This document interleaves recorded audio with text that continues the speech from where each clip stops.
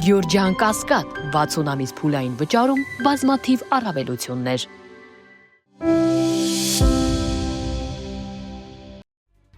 Հայաստանի սահմաններին պահպանվել է հարաբերական կայուն վիճակ պայմանավորված Վաշինգտոնում կնքած փաստաթղթով։ Այս մասին հայտարարել է Սուրեն Պապիկյանը։ Նա նշել է, որ 2025-ի ընթացքում սահմանային հատվածներում մարտական պայմաններով զոհեր եւ վիրավորներ չեն եղել։ Զինծառայողների ատեստավորման գործընթացի շրջանակներում էլ ատեստավորվել է եւ ծառայությունը շարունակում է 6270 զինծառայող։ Ինչպես նաեւ նշել, որ ատեստավորման գործընթացի ներդրման պահից սկսած արդեն ատեստավորվել է դիմողների 73%-ը։ Հայաստանի պաշտպանության նախարարը անդրադարձել է իշխանության հասցեին հնչող քննադատություններին, որ Իրանում պատերազմի ընթացքում իշխանության ներկայացուցիչները զբաղված են ներկուսակցական քարոզարշավով։ Նախարարը հայտնել է, թե քարոզարշավը նպատակ ուներ ցույց տալու հասարակությանը, որ Հայաստանում խաղաղություն է։ Պաշտպանության նախարարին լրագրողները հարցրել են Իրանի շուրջ տեղի ունեցող իրադարձությունների պայմաններում գնահատվել են արդյոք Հայաստանի անվտանգության ռիսկերը։ Հայաստանի Հանրապետությունում կան մարմիններ, անվտանգության խորհուրդ, արտաքին հետախուզական ծառայություն, ազգային անվտանգության ծառայություն։ Պաշտպանության նախարարություն։ Պաշտպանության նախարարությունը կա, պաշտպանության նախարարությունը իր տեղում է, բոլոր ռիսկերը գնահատվում են։ Ազգային ժողովի պաշտպանության եւ անվտանգության հարցերի մշտական հանձնաժողովի փակ նիստից դուրս գալով ազգային անվտանգության ծառայության տնօրենն է հայտարարել, պատասխանելով լրագրողներին, ինչ վերաբերում է ռազմական գործողությունների պատճառով անհետ կորած զինծառայողներին, ապա Անդրանիկ Սիմոնյանը նշել է, թե նրանց ծնողների հետ հանդիպումներ եղել են, վերջին անգամ երբ ծառայության ղեկավարը չի հիշել։ 2026 թվականի սկզբից Աֆրիկի անցման կետում ծառայություն իրականացնում են միայն ազգային անվտանգության ծառայության սահմանապահ զինծառայողները։ Այսինքն բացարձակ ոչ մի ուղղություն հիմա այնտեղ չկա։ Խոսքը անցման կետի մասին է, անցման կետում ոչ։ Պարոն Սիմոնյան, Ես հիշում եմ, մի րոպե։ անհետ կորածների ծնողների հետ ինչու չեք հանդիպում։ Երբ է եղել վերջին անգամ հանդիպում։ Վերջի անգամ չեմ հիշի, բայց բոլոր խմբերի հետ հանդիպել ենք, նաև այդ հանձնաժողովի աշխատանքային կանոնագրքում նախատեսված է, որ տարվա մեջ առնվազն 2 անգամ նիստ պետք է լինի։ Հացադունի մեջ գտնվող դատապարտյալը փորձել է կախվել, նրան տեղափոխել են հիվանդանոց, ապա վերադարձել քրեակատարողական հիմնարկ։ Մարտի 29 0 ժամ 15-ի սահմաններում Արդարադատության նախարարության Արմավիր քրեակատարողական հիմնարկում պահվող իր նկատմամբ կայացված դատավճռի հետ համաձայն չլինելու պատճառով Հացադուլի մեջ գտնվող կալանավորը կախվելու միջոցով ինքնասպանության փորձ է կատարել, ինչը կանխվել է խցակիցների եւ քրեակատարողականի ծառայողների կողմից։ Այնուհետև կալանավորված անձը զննության նպատակով տեղափոխվել է քաղաքացիական հիվանդանոց, մարմնական վնասվածքներ չեն հայտնաբերվել եւ վերջինս վերադարձվել է հիմնարկ։ Երբեմն ժամկետը, որը նախատեսված է այդ գնահատումը կատարելու համար, հնարավոր է չի պահպանվում, այսինքն այդ գնահատումը կոնկրետ անձանց շրջանում չի արվում, կամ եթե անգամ այդ գնահատումը արվում է,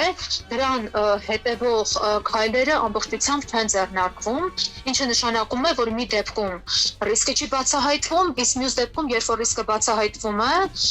կանխարգելիչ համապատասխան գործողությունները անմիջապես վրա չեն հասնում, որպեսզի ռիսկը նվազեցվի։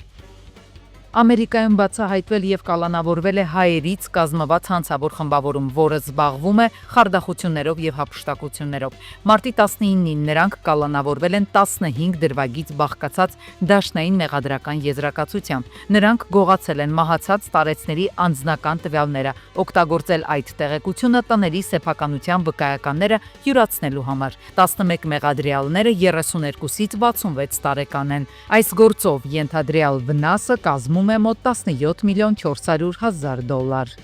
Ապուրինի թմրաշրջանառությունից հանվել է 9 կիլոգրամ մարիխուանա, 50-ամյա տղամարդը կալանավորվել է։ Երևանի Շենգավիթ վարչական շրջանի տարածքից նրա վարած ավտոմեքենան տեղափոխվել է պահպանվող հատուկ տարածք։ Ավտոմեքենայում կատարված խոզարկությամբ հայտնաբերվել է 9 կիլոգրամ մարիխուանա փաթեթ, հայտնել են ներքին գործերի նախարարությունից։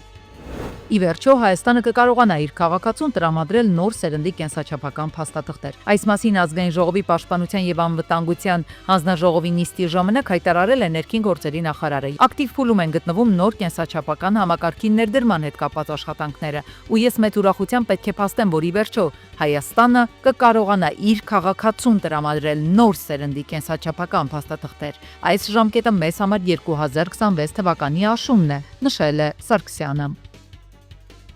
Բժիշկները ահազանգում են տնօրենները պարտադրում են առմետ ծրագրից հեռացնել իրենց խորհրդատվությունները, որ բուժարույից ստացած գումարը քիչ կազմի։ Հատկապես թիրախում են նեղ մասնագետ բժիշկները, որոնց մասնագիտական գիտելիքը տարիներով է ձևավորվել։ Նրանք դժգոհում են, թե սա ոչ միայն մասնագետի աշխատանքի արժեզրկում է, այլ կարող է վտանգել բուժօգնության որակը։ Առողջապահության ոլորտի փորձագետների խոսքով, երբ բժշկին ստիպում են կրճատել իր ծառայությունները, հարց է առաջանում, ով է կրելու պատասխանատվությունը հիվանդի առողջության համար։ Մասնագետները ահազանգում են նման գործելակերպը կարող է լուրջ հետևանքներ ունենալ ամբողջ համակարգի համար։ Խնդիրը պահանջում է անհապաղ ուշադրություն եւ հստակ լուծումներ։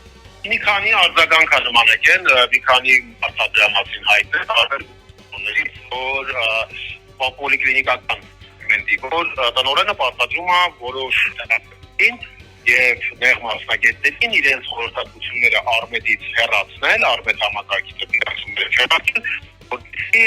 գումարը շատ չավելանա։ Ցանկացած այցի, ցանկացած գործողության համար ապահովագրական հիմնադրամով գումար է վճարում պոլիկլինիկային, որտեղ պոլիկլինիկայի տնօրենը գումար է վճարում այդ բժիշկին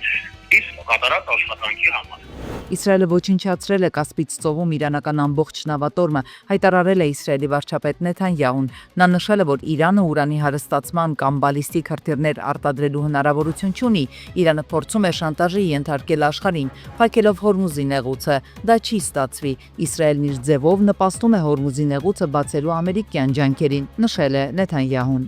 Միացյալ Նահանգները պետք է օգտագործի իր սեփական զինամթերքը, այլ ոչ թե այն ուղարկի Ուկրաինա, հայտարարել է Միացյալ Նահանգների ռազմական նախարար Փիթ Հեքսեթը։ Նրա խոսքով Միացյալ Նահանգները դեռևս զբաղվում են նախկին նախագահ Ջո Բայդենի զենքի պաշարները սպառելու եւ դրանք Կիև ուղարկելու քաղաքականության հետևանքներին։ Ի վերջո մենք կարծում ենք, որ այս պահին այս զինամթերքն ավելի լավ է օգտագործել մեր սեփական շահերից, ելնելով ընդգծել է Պենտագոնի ղեկավարը։ ԱՄՆ նախագահ Թրամփը հայտարարել է, որ Իսրայելին հորդորել է այլևս չհարձակվել նավթագազային օբյեկտների վրա եւ վերջինս համաձայնել է։ Նա նաեւ նշել է, որ Միացյալ Նահանգները նախապես տեղյակ չի եղել Իրանի հարավային Պարս հանքավայրի հարվածի մասին։ Թրամփը զգուշացրել է, որ եթե Իրանը հարձակում գործի Քաթարի վրա, Միացյալ Նահանգները կարող է կոշտ պատասխան տալ, մինչեւ հանքավայրի զանգվածային ոչնչացում։ Եվրահանձնաժողովի նախագահ Ուրսուլա ֆոն դեր Լայենը լիովին բացառել է Եվրամիության երկրների ռուսական գազ գնելու թույլտվությունը, նույնիսկ եթե Եվրոպայում էներգապաշարների ֆիզիկական պակաս լինի, որը կհանգեցնի էլեկտրաէներգիայի անջատումների։ Մենք ունենք հստակ նպատակ եւ հավատարիմ ենք մեր նպատակին, մենք շարունակելու ենք մեր էներգետիկ հատվածի վերափոխումը, այն փոխադրելով կանաչ եւ Եվրոպայում արտադրվող էներգիայի, ասել է ֆոն դեր Լայենը։ Միացյալ Նահանգներում Ուկրաինայի եւ Միացյալ Նահանգների բանակցողները վաղը վերսկսելու են Իրանի հետ Միացյալ Նահանգներ Իսրայել պատերազմի պատճառով առժամանակ հետաձգված բանակցությունները։ Ուկրաինայի նախագահ Զելենսկին հայտարարել է, որ բանակցային խմբի քաղաքական մասը արդեն ճանապարհին է։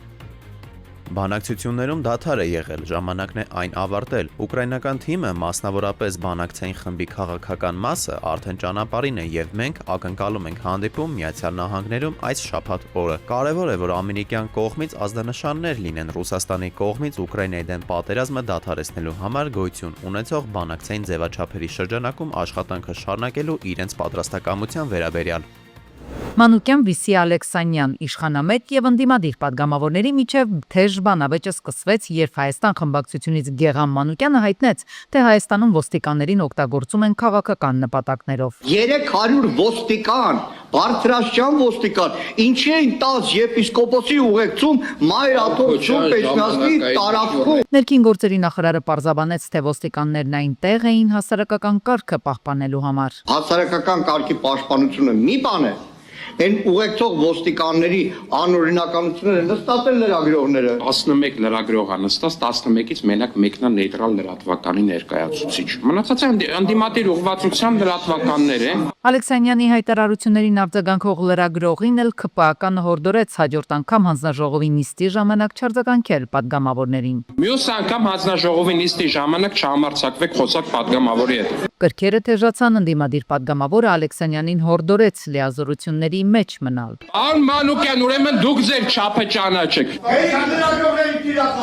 Լրագրողների չէ, ընդդիմադիր լրագրողների, ում որ ծառայում են նայել կներեք արտահայտությանս համար պաստուպի տալու։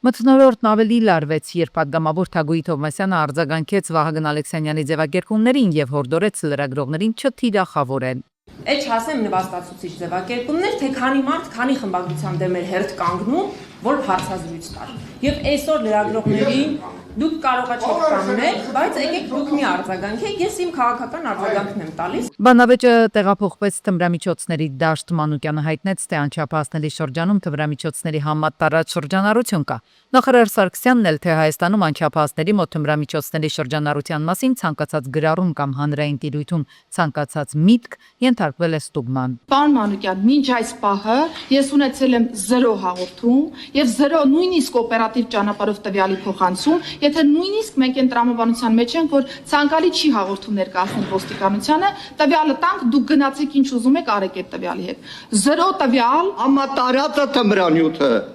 Համատարած դպրոցի բակից սկսած ամեն տեղ։ Ինչու եք պիտակավորում մի ամբողջ սերնդի, երբ որ չկա հավաստի տվյալ։ Այո, կան բացառիկ դեպքեր եւ ես չեմ խորշում բարձրաձայնելու այդ բացառիկ դեպքերի մասին, նկատի ունեմ անչափահասների շրջանում կամ անչափահասների նկատմամբ կատարվող հանցագործությունները։ Լուրեր էին տարածվել, որ Մխիթյանի դպրոցում բարձր դասարանների մի քանի տղաներ դպրոցի զուգարանում կապ կպել են 4-րդ դասարանի 2 աշակերտի եւ ստիպողաբար թմրանյութ տվել։ Ըստ ներքին գործերի նախարարի փորձակնության արդյունքում պարզվել է, որ դա թմրամիջոց չի եղել։ Փոշը նման սովորական սպիտակ զանգված է եղել, ոչ թմրամիջոց։ Ներքին գործերի նախարարի խոսքով ինը միջնորդություն է ուղարկել Հայաստանի Հանրապետության կրթության, գիտության, մշակույթի, սպորտի նախարարին, տվյալ դպրոցը տեղյակ է եղել նման դեպքի մասին ու չի հայտնել ոստիկանությանը, ըստ նախարարի բոլոր դեպքերին ընթացք կտրվի։ Վերջին տարիներին կեղծ լուրերը կամ այսպես կոչված fake news-ը դարձել են տեղեկատվական դաշտի ամենալուրջ մարտահրավերներից մեկը։ Դրանք տարածվում են արագ, հաճախ, առանց ստուգման եւ կարող են լուրջ ազդեցություն ունենալ հասարակական կարծիքի, որոշումների եւ նույնիսկ անվտանգության վրա։ Մասնագետները ասում են, որ կեղծ տեղեկությունների տարածումը գալիս է դեռ ասեկոսեներին հավատալու ժամանակներից։ Նման տեղեկությունները ուղիղ ազդում են մարդկանց հոգեբանության վրա, քանի որ այդ տեղեկությունները մարդու մոտ որոշակի կարծիքներ են ձևավորում երևույթի կամ անձի նկատմամբ։ Մասնագետները նշում են, որ խոցերի խմբում հայտնի մարդիկ են եւ տեղեկության տարբերակման համար պարտադիր է, որպեսզի քաղաքացիները ստացված ինֆորմացիան կարողանան ճիշտ վերլուծել։ Եվ քաղաքական գործիչները եւ սովորական մարդիկ, ովքեր անուն ունեն, հեղինակություն ունեն, իրենց մասին երբ որ fake news-եր են տարածում, դա իրենց արժե զրկում է։ Մարդը բարձրագույն կրթություն ունի կամ կրթված մարդը կարողանում է վերլուծի եւ այլն, իհարկե իր վրա ազդելը fake news-երի ավելի դժվար է, որտեղ ինքը հավաքագրում է տեղեկատվությունը, այլ ոչ թե հիմնվում է մեկ տեղեկատվության վրա։ Սոցիալական ցանցերի զարգացումը էականորեն փոխել է տեղեկության տարածման մեխանիզմները։ Եթե նախկինում ինֆորմացիայի հիմնական աղբյուրը ավանդական լրատվամիջոցներն էին, ապա այսօր դրա համար օգտագործվում են բազմատեսակ հարթակներ։ Նշում են մասնագետները եւ հավելում, որ հիմնականում կեղծ տեղեկությունները տարածվում են X-ի հարթակում եւ Telegram-ում։ Մասնագետները ասում են, որ դրանք տարածվում են երկու ուղղությամբ՝ կոմերցիոն եւ քաղաքական դաշտի վերաբերող հրապարակումներով։ Մարդկանց առաջարկում են ինչ-որ ներդրումային խաբեության սխեմաներ կամ առաջարկում են սիրային, երբ որ միայնակ մարդկանց են գտնում, սկսում են դիրահետել։ Երկրորդ բլոկը դա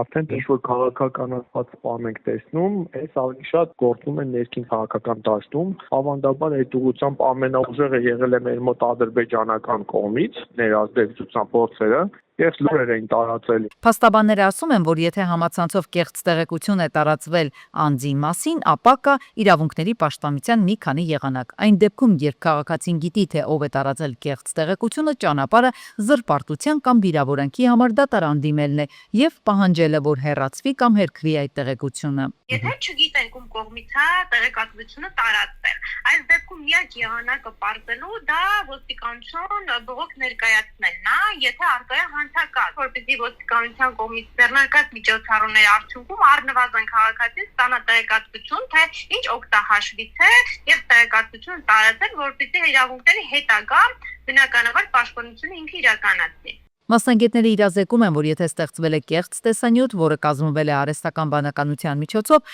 ապա դրա իրականության համապատասխանությունը որոշելու համար քաղաքացիները կարող են դիմել փորձաքննություններ իրականացնող կազմակերպություններին, որտեղ էլ փորձագիտական եզրակացությամբ կհաստատվի, որ դա կեղծ տեսանյութ է։ Այսպիսով թվային դարաշրջանում տեղեկատվության արագությունը դարձել է ինչպես հնարավորություն, այնպես էլ ռիսկ, իսկ կեղծ լուրերի պայմաններում ըստ մասնագետների ամենակարևոր գործիքը դարձել գիտակցված ու պատասխանատու տեղեկության սպառումն է։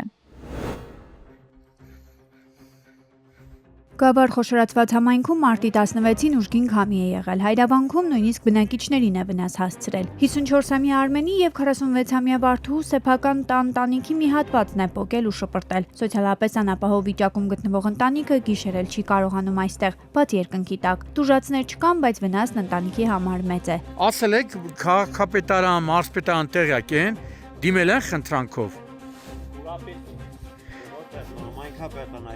Մոտ մի 150 մետր, 200 մետր ցույց են տալ, ասում են ձյունապատ տարածքմա տանիքը հայտնաբերվել։ Գյուղացիները խոստանում են ընտանիքին օգնել, տանիքը նորից կառուցել, պարզապես դրա համար թիթեղներ են պետք։ Խնդրանքով դիմում են Գեղարքունիքի մարզպետին, Գավառ խոշորացված համայնքի ղեկավարին եւ Հայրավանքի վարչական ղեկավարին։ Այս տախտակներն էլ որ կա, մարդիկ պարկով, հազիվ պարկով ճարել են, որպեսզի կարողանան շատ արագ տանիքի հարցը լուծեն, քանի որ նաև անձրևային օրեր են սպասվում, ընտանիքն էլ իրոք օգնության կարիք ունի, ընտանիքի որդին այս պահին ժամկետային զինծառայող է, ծառայում է Հայոց բանակում։ Իդեպ Գավառի քաղաքապետի հանձնարարականով խնդիրն արդեն ուսումնասիրվում է, իսկ քաղաքապետը պատրաստակամություն է հայտնել օգնել սոցիալապես անապահով վիճակում գտնվող ընտանիքին։ Մարտի 19-ին Մարտունի քաղաքի Մոմջան փողոցում բախվել են 20-ամյա Իշխանի Մազդան եւ 35-ամյա Նաիրի Լադան։ Նաիրին վնասվածքներով տեղափոխվել է Մարտունի բժշկական կենտրոն, ժամանել են ոստիկանության բարեկային ծառայության Գեղարքունիքի մարզի գումարտակի 2-րդ վաշտի 2-րդ դասակի բարեկները։